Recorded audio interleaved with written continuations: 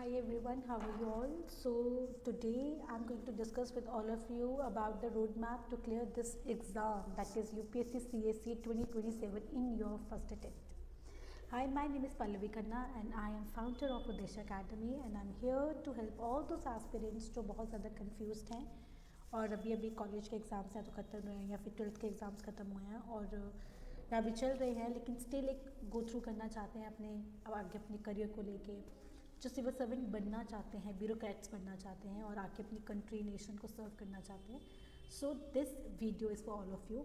लेकिन जो सीरियस नहीं है, जो प्लीज़ इस जो रूटीन है इसको स्ट्रिक्टली फॉलो नहीं कर सकते हैं, वो प्लीज़ छोड़ दीजिएगा. जो चाहते हैं कि हमारे 2-3 अटेम्प्ट्स और वेस्ट हो जाए वो भी इसको छोड़ दीजिए, क्योंकि अगर आप लास्ट ईयर ऑफ ग्रेजुएशन में हो तो इट्स हाई टाइम. अभी आपको 1 साल लगेगा अपना फाउंडेशन बेस बनाने में. सो जितना हो सके जल्दी से जल्दी तैयारी करके अपना टाइम सेव करो. ऑलरेडी अगर आपके अटेम्प्ट्स वेस्ट हो चुके हैं तो ये रोड मैप भी आपके लिए है, क्योंकि फिर आपके जो प्रिपरेशन उसको एक डायरेक्शन मिलेगा. सो लेट्स स्टार्ट. हमें पता है कि ये जो हमारा एग्ज़ाम है इसके 3 फेजेस है, ठीक है. 3 फेजेस कौन कौन से आते हैं? पहले हमें पता है कि आता है प्रीलिम्स, फिर आता है हमारे पास मेंस और फिर आता है हमारे पास इंटरव्यू. अब क्योंकि जो हमारा एग्ज़ाम है अगर यही क्लियर नहीं होता तो इस वजह से जो हमारा मेंस है वो सपना पूरा नहीं हो पाता. सो हमारा जो हमेशा से फोकस रहना चाहिए वो पहले प्रीलिम्स मेंस को मद्देनज़र रखते हुए हमने अपनी प्रिपरेशन को बूस्ट करना है. So let's start with the first thing, that is mains. देखो मेंस में हमारे पास 2 पेपर ऐसे होते हैं जो क्वालिफाइंग नेचर के होते हैं, ठीक है. ये मैं मान के चलती हूँ आपको पता होगा. और बाकी हमारे पास जीएस के पेपर होते हैं जो हमें करने पड़ते हैं, जैसे कि ऐसे आ जाता है, जैसे कि 1, 2, 3, 4 आ जाता है हमारा जो जीएस पेपर है. एंड देन हमारे पास ऑप्शनल के 2 सब्जेक्ट्स आ जाते हैं. प्रीलिम्स की बात करें तो we have 2 papers in a day, 1 go में होते हैं. पहला पेपर 1 होता है जो कम्प्लीटली जीएस का होता है मॉर्निंग रूटीन में, एंड इवनिंग जो आफ्टरनून रूटीन रहता है वहाँ पे हमारा पेपर 2 होता है जो कि क्वालिफाइंग नेचर का होता है. तो मैं मान के चलती हूँ कि आपको इतना ब्रीफ पता है, ठीक है. अब हम फोकस करेंगे कि किस तरीके से हमने अपनी प्रिपरेशन को बूस्ट करना है. देखो अभी हमारा जो मंथ आएगा, मैं मान लेती हूँ कि अभी जो मार्च का महीना है वो अबाउट टू एंड है. अब आप थोड़ा डायरेक्शन की तरफ जाएंगे. अभी आपके एग्ज़ाम्स भी चल रहे होंगे, कुछ प्री सेमेस्टर एग्ज़ाम्स चल रहे होंगे. सो अभी आप अपनी प्रिपरेशन को ज़्यादा डरे मत. अगर आपकी ग्रेजुएशन भी हो चुकी है तो भी थोड़ा टाइम ले. पहले कलेक्ट योर सोर्सेज. सबसे पहले तो आपने यही काम करना है, अपने सोर्सेज को कलेक्ट करना. अब सोर्सेज क्या हैं? आपकी बुक्स. पढ़ना क्या है आपने? सबसे पहले तो आपके पास आपकी बुक्स होनी चाहिए, जिसमें से मैं काम करती हूँ एनसीईआरटीज़ तो होनी चाहिए हर एक सब्जेक्ट की, प्लस स्टैंडर्ड बुक आपके पास हर एक सब्जेक्ट की होनी चाहिए. जब आप वो सब्जेक्ट स्टार्ट कर रहे हैं स्टैंडर्ड बुक आपके टेबल पे होनी चाहिए.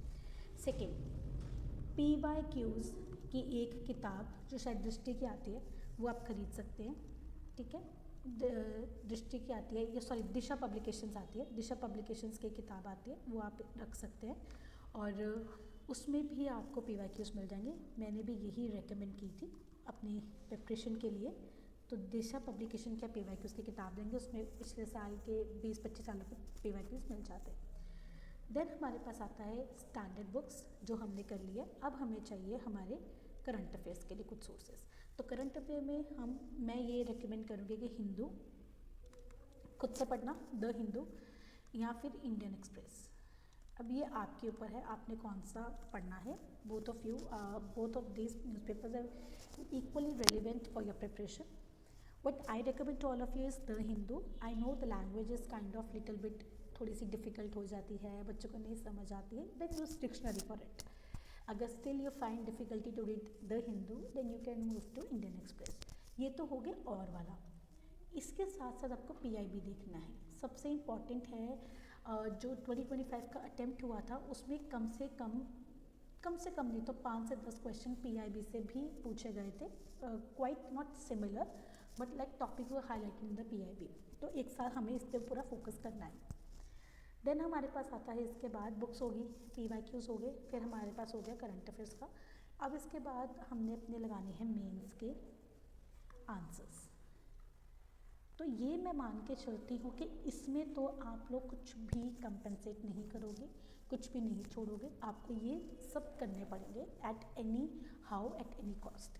ओके, अब जब हमने बात करी है कि अब जब हमने ये सब टॉपिक्स की बात करी है तो हमें पता होना चाहिए भी हम प्रिपरेशन स्टार्ट कब से करने जा रहे हैं।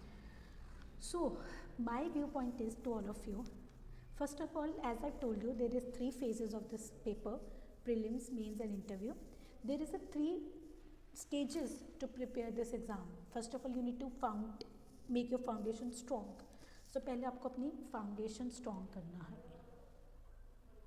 Very very important. Foundation strong नहीं होगा, कोई फ़ायदा नहीं आगे पढ़ने का, कोई फ़ायदा नहीं कुछ करने का। So foundation has to be very strong. Then it should be consolidation, like what you want to consolidate, you have to consolidate all your material, है ना। आपको पता होना चाहिए आपके पास जो अपने टॉपिक्स पढ़े हैं वो अपने कहाँ कहाँ पढ़े हैं, सिलेबस। अच्छा, एक चीज़ तो मैं यहाँ पे लिखना भूल गई, योर सिलेबस सबसे इम्पॉर्टेंट है, सिलेबस। ठीक है, फाउंडेशन हो गया, कंसोलिडेशन हो गया, एंड देन लास्ट में आपकी फाइनल एग्जीक्यूशन। ठीक है, तो आपका डेली टारगेट क्या होना चाहिए? आपका डेली टारगेट होना चाहिए 8 to 10 आवर्स ऑफ स्टडी, जो मस्ट है पहली चीज़।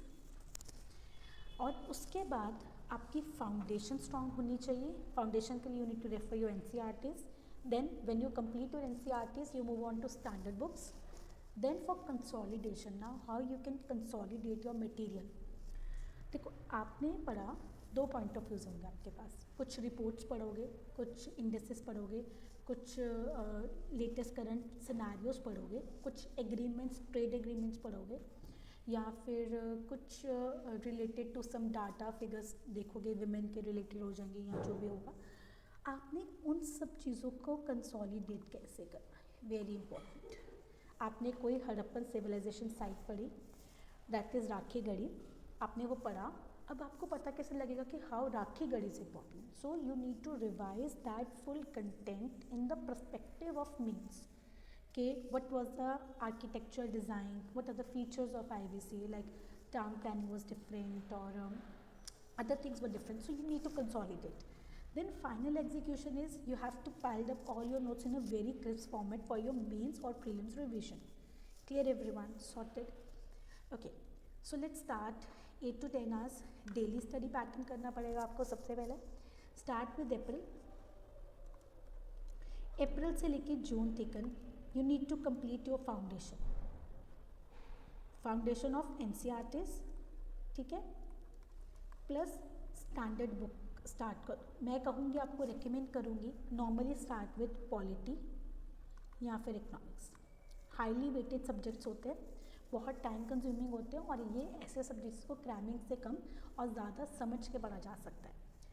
तो अप्रैल से जून आपका एक बहुत ही इंपॉर्टेंट फेज़ हो जाएगा जिसमें कि फाउंडेशन स्ट्रॉन्ग होनी चाहिए, ठीक है।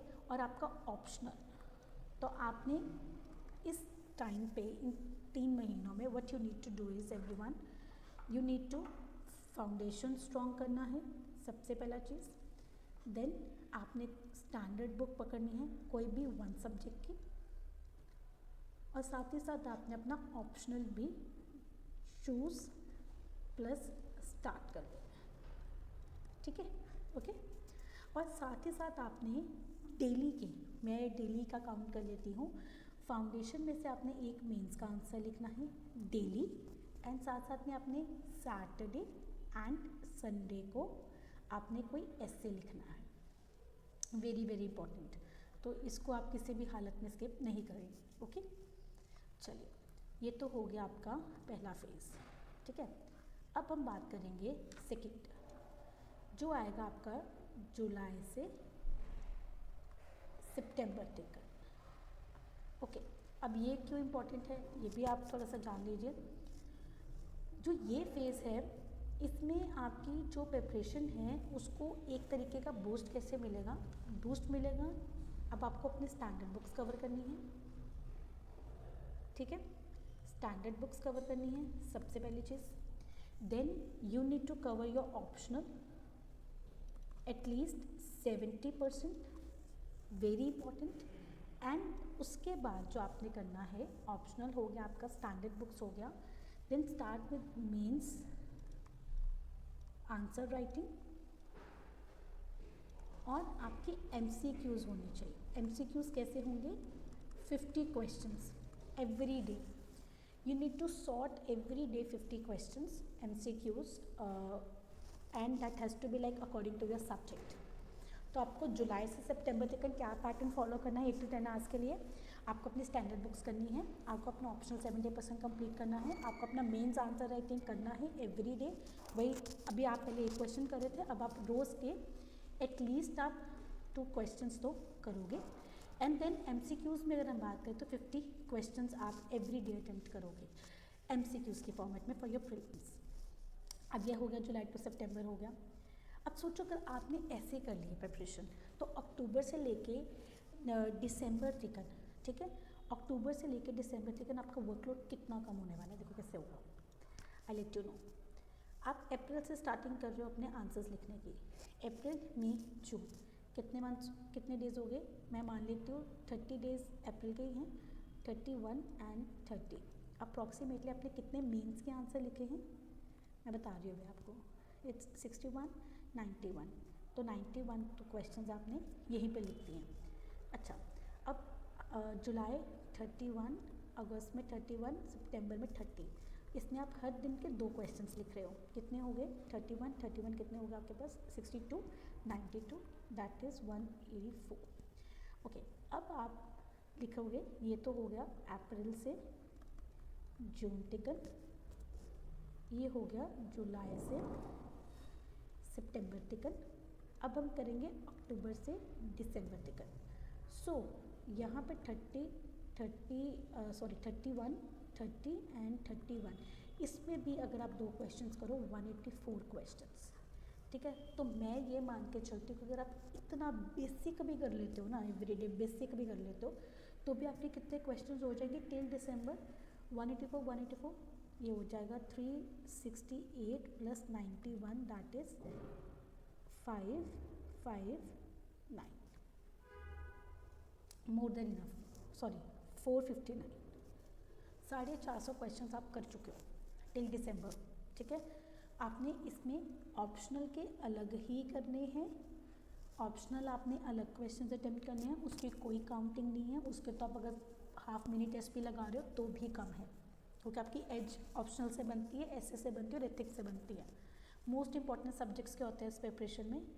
एथिक्स, एसए और आपका ऑप्शनल। तो इस पर जितना ध्यान दे सकते हो उतना देना please. Diversify your examples, diversify your starting, diversify everything has to be precised in. देखो जीएस में क्या है, कंटेंट इज सेम, जो 1, 2 एंड 3 का पेपर का कंटेंट ही सेम, एथिक्स डिफरेंट हो जाता है, एसए डिफरेंट हो जाता है और ऑप्शनल डिफरेंट हो जाता है, जिससे आपका स्कोर अप या डाउन जा सकता है। ओके, तो ये रहेगा आपका पैटर्न टिल दिसंबर, सितंबर तक का मैंने आपको बता दिया, क्वेश्चन आंसर्स मैंने आपको बता दिया। अब हमारे पास आएगा अक्टूबर से दिसंबर तक। अच्छा, अब ये जो पैटर्न है इसमें क्या करना है आपने? स्टार्ट रिवाइजिंग, ठीक है, start revising plus reading. Reading what? Reading your mistakes. आपकी जो MCQs अटेम्प्ट करके आपकी जो गलतियाँ निकली हैं, आपने उन मिस्टेक्स को बार बार काउंट करना है, that is very very important. Then CSAT start कर देना यहाँ पे, ठीक है। देन आपके MCQs होने चाहिए, आपका ऑप्शनल कंप्लीट हो जाना चाहिए।